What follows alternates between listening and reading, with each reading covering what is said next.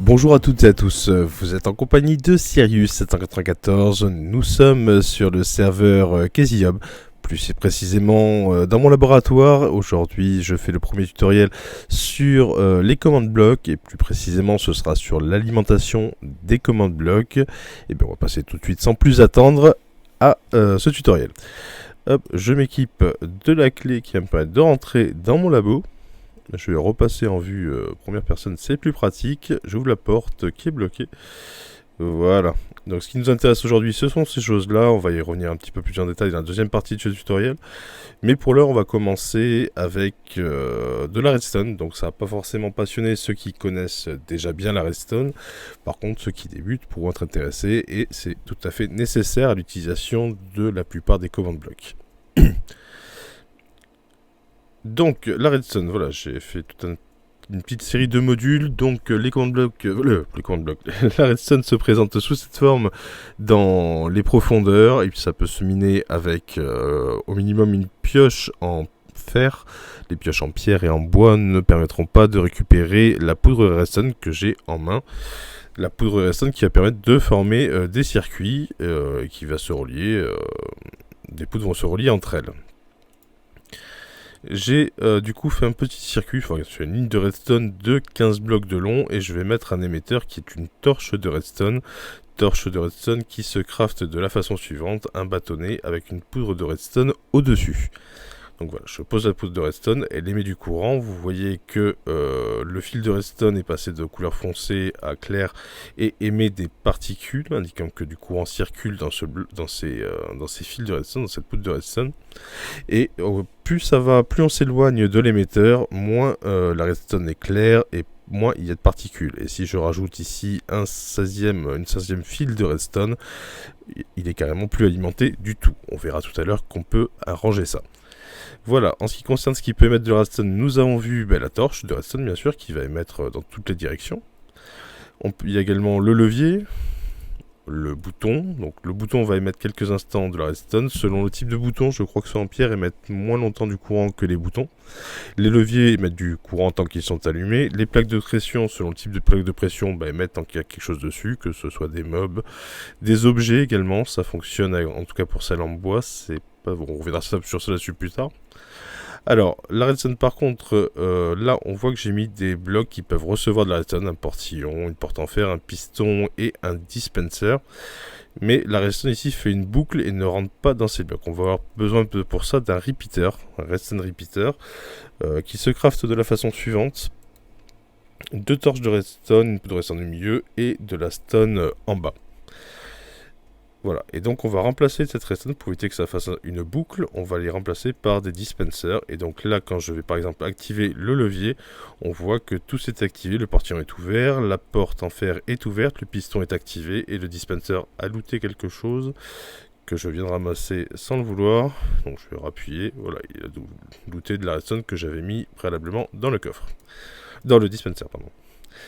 Voilà, je vais pas laisser ça parce que sinon j'arrête pas de marcher sur les plaques. Donc j'ai pas mis une liste bien sûr exhaustive de ce qui émet ou reçoit de la redstone. Je peux vous en montrer quelques-uns qui émettent les émetteurs. Il y a le levier, les boutons de tout type, les plaques de pression de tout type, les coffres piégés, le bloc de redstone, le panneau solaire, le hooper. Il y en a certainement d'autres, j'en oublie certainement, qui peuvent recevoir le bloc de notes de musique, la TNT, le dispenser, le dropper, l'observer, enfin un émettre, pardon, autant pour moi. Il y a aussi le tripwire, je ne sais plus comment ça se dit en français, ça permet d'émettre de la redstone également. Toutes les portes évidemment peuvent recevoir, pas que celles en fer, et ça ce sont des modes, c'est pas ce qui nous intéresse aujourd'hui. Concernant la portée de la redstone, on peut se rendre compte que si on allume le levier ici, il émet sur le bloc au-dessous directement et sur tous les blocs adjacents au-dessous. Voilà, et pour faire partir, il suffit de faire comme ça. Alors j'ai pas utilisé de verre ici parce que le verre ne permet pas de faire circuler de la redstone. C'est juste pour qu'on voit bien ce qui se passe dessous. C'est pour ça qu'ici j'ai mis un bloc de quartz. Voilà. Pour le module suivant, ici j'ai mis de la redstone avec une torche, il y a deux fils de redstone, pardon, un bloc de quartz. On voit qu'ici ce n'est pas alimenté. Donc c'est possible de faire passer de la redstone au travers d'un bloc. Pour ça, il va falloir mettre un répéteur avant ou après. Les deux vont marcher, donc là si je répare ce que j'ai cassé et que je mets un répéteur après, voilà. Sachant que les répéteurs ont un sens, et on peut voir plus ou moins ici qu'une petite flèche est dessinée, c'est le sens dans lequel va circuler le courant, c'est-à-dire, voilà, on peut mettre dans les 4 directions, il est important que ce soit dans le bon sens.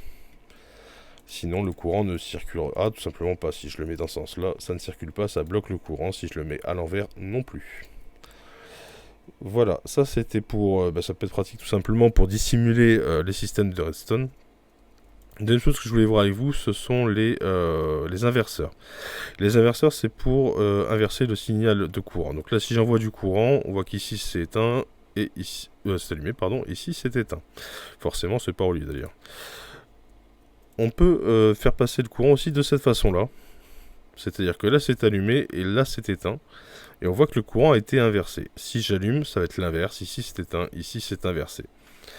Pourquoi? Parce que l'alimentation de ce levier va faire circuler le courant jusqu'à ce bloc, éteindre la lampe. Et quand elle est éteinte, du coup, elle n'alimente pas les fils qui suivent. Et réciproquement, dans l'autre sens, voilà. Ce qui va permettre en fait d'inverser le courant. On verra que ça a une utilité tout à l'heure. Je vous ai fait deux petits systèmes ici. Un système pour faire monter le courant. Pratique aussi pour vos constructions, pour planquer vos commandes blocs. Bon, c'est assez simple à faire. Ici j'ai fait une hauteur de 4. Donc le truc c'est que si jamais j'avais mis ça, mettons ici. Donc là c'est allumé. Voilà. Donc là j'ai allumé le levier. Bon, ça c'est quand même allumé. Je sais pas pourquoi. Ah oui, bah oui. Donc là c'est allumé. Je fais une bêtise. Bon, je vais peut-être éteindre d'abord le levier, ce sera plus simple. Voilà. Donc là, le levier est éteint, on voit que c'est allumé.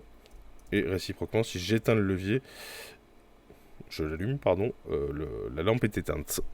Donc ça va pouvoir s'arranger justement avec le système des inverseurs. Je vais inverser ce signal. Je sais pas, je vais peut-être mettre d'abord une poudre de redstone. Je vais mettre mon inverseur. Et derrière, je vais mettre ma torche de redstone. On va peut-être rien voir du tout dans cette affaire là. Hop, je vais plutôt faire ça comme ça, on verra peut-être un petit peu mieux. Hop, clac, clac, et une lampe de redstone. Donc là, le levier est allumé, c'est allumé. Si j'éteins, c'est bien éteint. Donc voilà, l'intérêt de l'inverseur ici, ça va être effectivement de corriger ce petit problème d'allumage-extinction. De même, si on veut faire descendre du courant, donc je vais peut-être casser tout ça si vous voulez copier le modèle. Hop, voilà, et j'avais mis la torche ici.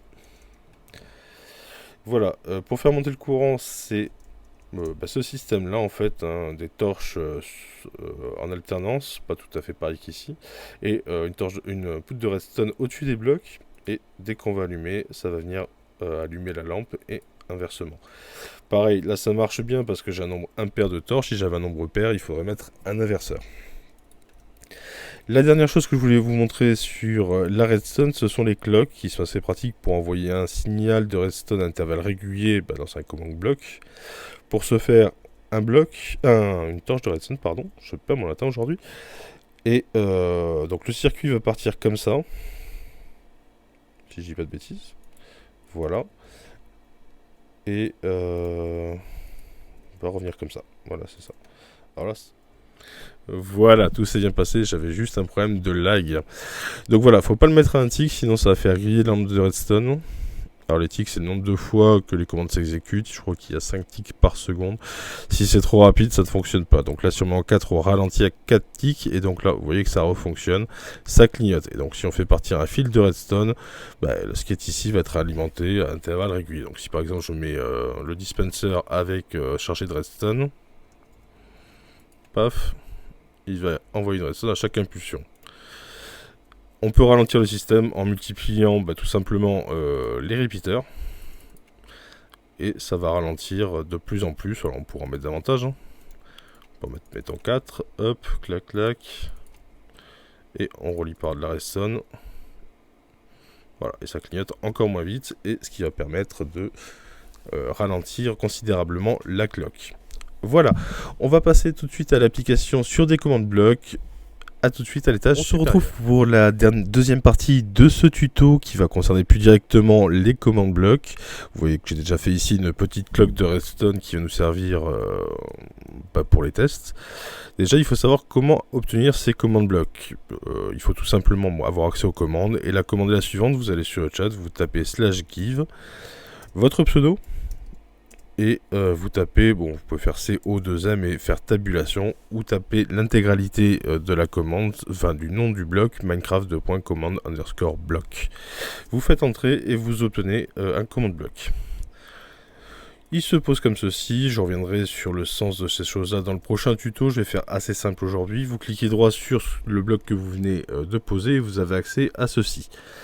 Donc dans la partie du haut, console commande, vous pouvez taper toutes les commandes que vous pouvez taper sur le chat, et bien plus encore, vous verrez au fil du temps. Donc on pourrait faire par exemple un game mode, on pourrait faire des tas de choses. On va se contenter d'afficher un message sur le chat, mais qui sera super original. Ensuite, en bas, vous avez 3 boutons. Déjà pour savoir si le bloc a besoin de s'exécuter, s'il a besoin de redstone ou pas. Soit il est toujours actif, soit il a besoin de redstone. Là on a mis une cloque de redstone, c'est pour l'activer avec de la redstone. Conditional, unconditional, j'y reviendrai plus tard, ce sera pas utile pour aujourd'hui. Et enfin, il est de 3 types, soit en impulse, c'est-à-dire que ça va s'exécuter une fois, en l'occurrence quand il va recevoir un signal de redstone. S'il est toujours actif, always active, il va s'exécuter une fois quand vous allez le poser, terminé.